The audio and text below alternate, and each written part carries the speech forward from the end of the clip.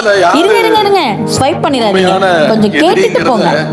தெரியாம இல்லாத எதிரியோட சண்டை போட்டுருக்கிறோம். என்ன சார் 75 வருஷம் சீனியர், நீங்க எதிரியை கண்டுபிடிக்க முடியலையா? இல்லாத எதிரியா? என்ன சார் கதை இது? களத்துல இருந்தது யார் யாருன்னு மக்களுக்கு நல்லாவே தெரியும்.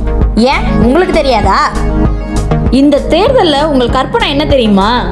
டிவிக்கு என்ன பெருசா வந்துட போகுது, ஏடிஎம்கே கட்சியே பெருசா யாரும் கவனிக்கலங்கிற குருட்டு தைரியம்.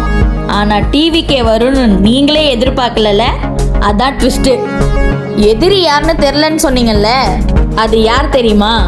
நீங்களும் உங்க அதிகார ஆணவத்துல மக்களை கொஞ்சம் கூட மதிக்காம ஆடிட்டு இருந்த உங்க திமுக அரசியல்வாதிகள் தான் உங்களோட எதிரி. உங்களுக்குலாம் ஒரு நினைப்பு, நம்ம தாண்டா ஆளு, நம்மளை விட இங்க யார் இருக்கா, இந்த ஒரு நினைப்பு தான் உங்களை இந்த அளவுக்கு கதற விட்டுட்டு இருக்கு. எலெக்ஷன் முடிஞ்ச அப்புறம் வந்து சொல்றீங்க எதிரியை கவனிக்கல, கண்டுபிடிக்கணும்னு. ஆனா எலெக்ஷனுக்கு முன்னாடியே எங்க அண்ணன் சொல்லி அடிச்சாருல,